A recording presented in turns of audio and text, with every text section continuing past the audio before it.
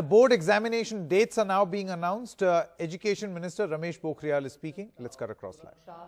को साथ लेकर के हम लोगों ने परीक्षाएं भी कराई हैं और एक वर्ष पूरी तरीके से बचाया है बच्चों का, और छात्रों ने भी जिस मनोबल से काम किया है और बड़े धैर्य के साथ पूरी ताकत के साथ जिस ढंग से परीक्षा दी है, ये निश्चित रूप में पूरी दुनिया में एक अपने आप में बहुत अद्भुत उदाहरण है। क्योंकि इस देश का यदि सामर्थ्य देखा जाए तो 1000 से अधिक विश्वविद्यालय हैं और 45-50 हज़ार डिग्री कॉलेज हैं, जहां 1 करोड़ 10 लाख अध्यापक हों और जहां 15-16 लाख स्कूल हों और छात्र छात्राओं की टोटल संख्या यदि देखें तो मैं बार बार कहता हूं कि अमेरिका की कुल जनसंख्या से भी अधिक 33 करोड़ हमारे छात्र छात्राएं हों, और जो दुनिया का सबसे बड़ा लोकतांत्रिक देश हिंदुस्तान और कोविड की इस महामारी के संकट में भी पूरी ताकत के साथ हमारे देश के यशस्वी प्रधानमंत्री जी के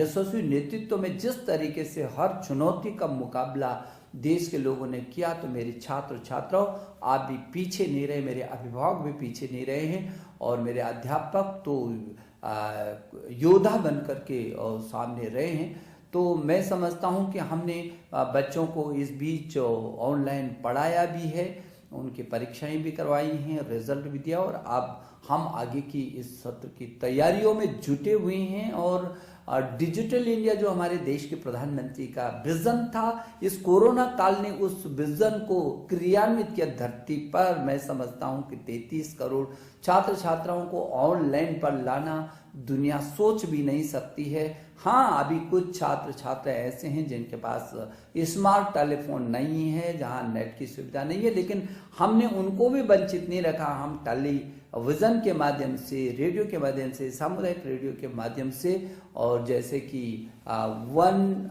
नेशन वन डिजिटल प्लेटफॉर्म की हमने बात की थी, और वन क्लास 1 चैनल की बात की थी, और हमारे स्वयं प्रभा के 32 चैनल जो 24 घंटे हमारे छात्र छात्राओं के लिए समर्पित हैं, DTH पर उनकी समर्पितता है। और उसी से जो छात्र दीक्षा पर नहीं आ सके हैं, उसके कारण उनको दिक्कत हुई, मोबाइल में नहीं उसको पा सके, उनको भिन्न भिन्न तरीके से हम लोगों ने किया। लेकिन मुझे इस बात की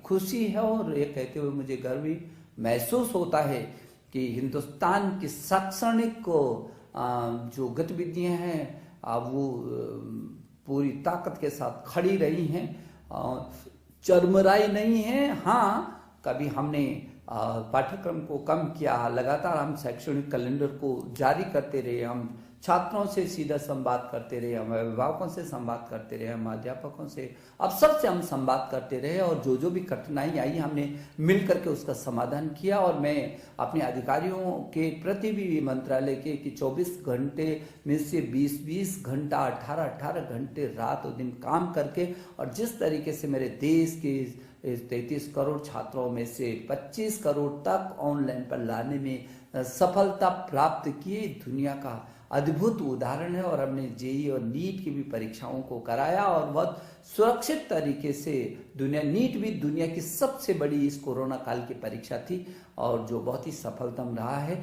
मैं सोचता हूं कि मनोदर्पण जैसे कार्यक्रमों को भी हमने किया, और उससे पहले जो जेईई की परीक्षा के लिए जो NTA ने ऐप बनाया था, और लगातार कैसे करके छात्र को जो संभव हो सकता है वो क्या क्या किया जा सकता है, लगातार इस दिशा में हम लोग प्रयासरत हैं। और मेरे छात्र छात्रों, मुझे लगता है कि कभी एक समय था जो मोबाइल पर हम अपने केवल मित्रों से बात करते थे, अब मोबाइल पर हम दीक्षा को डाउनलोड कर रहे हैं और हम पढ़ाई कर रहे हैं। एक समय था जब आप ईयरफोन लगा करके केवल गाना सुना करते थे, लेकिन आज वो ईयरफोन लगा करके आप पाठ्यक्रमों को सुनते। एक समय था जब टेलीविजन केवल मनोरंजन का विषय होता था, लेकिन आज वही टेलीविजन हमको शिक्षा के काम में भी ला रहा है, हमारे पाठ्यक्रमों को हमको समझा रहा है। स्वयं प्रभा पर हम उसको अच्छे तरीके से देख पा रहे हैं।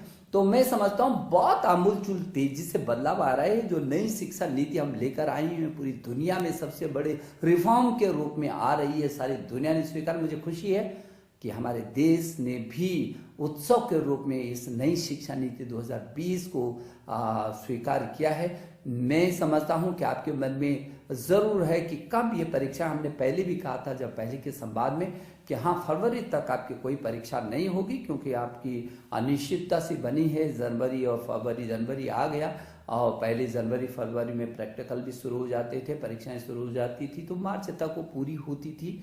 और इन परिस्थितियों में बहुत आपसे संवाद करने के बाद और व्यापक परामर्श करने के बाद अब हम लोग इस निर्णय पर पहुंचे हैं कि जो बोर्ड की परीक्षा है हमारी, वो बोर्ड की परीक्षा जो 10वीं और 12वीं की जो बोर्ड की परीक्षा है, वो बोर्ड की परीक्षा 4 मई से प्रारंभ हो जाएगी। और 4 मई से प्रारंभ होने वाली ये बोर्ड की परीक्षा हमको भरोसा है कि हम 10 जून तक इसको पूरा कर सकेंगे। और समय पर ही हम लोग कोशिश करेंगे कि हम समय पर उसके बाद कॉपियों का निरीक्षण कराएंगे और समय पर आपका रिजल्ट भी हम तैयार करके करना चाहेंगे। और परिणामों को घोषणा 15 जुलाई तक कर देनी चाहिए। प्रैक्टिकल की जो परीक्षाएं हैं वो आपकी 1 मार्च से शुरू हो जाएंगी। मेरी शुभकामना, आप पूरी ताकत के साथ और बहुत आत्मबल के साथ बिना किसी तनाव के आप परीक्षा की तैयारी में जुटे। वक्त भी हमारे पास है और आपको पाठ्यक्रम भी बहुत अच्छा आ रहा है।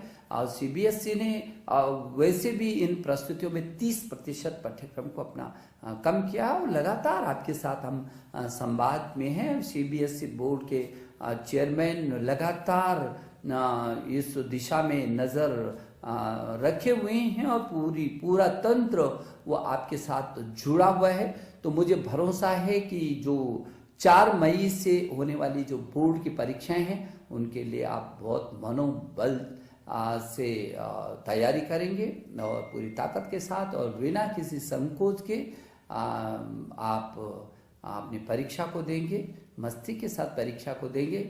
और जो विदेशी, क्योंकि देश से हट करके दुनिया के लगभग 25-26 देशों में जो सीबीएसई के स्कूल चल रहे हैं, दुनिया के इन 25 देशों में रहने वाले छात्र छात्राएं भी यदि मेरी बात को सुन रहे हैं तो उनको कोई चिंता करने की जरूरत नहीं है। उनके भी हर समाधान को करने की हम कोशिश कर रहे हैं। मेरे प्रिय छात्र छात्राओं, 2020 बहुत योद्धा की तरह आपने इस 2020 को आप विदाई दे रहे हैं और मैं नए वर्ष की जो पूर्व संध्या पर मैं आपको शुभकामना देने के लिए आपके बीच आया हूं और नई तिथियों की घोषणा की आने वाले साल में हम इन तिथियों का भी स्वागत करना चाहते हैं, जब मेरे आप सभी छात्र छात्राएं बहुत मनोयोग के साथ बिना किसी तनाव के अपनी परीक्षाओं को देंगे। मैं आपके अभिभावकों को और आपके अध्यापक गण को एक बार फिर अभिनंदन करता हूं और आपको शुभकामना देता हूं। नमस्ते।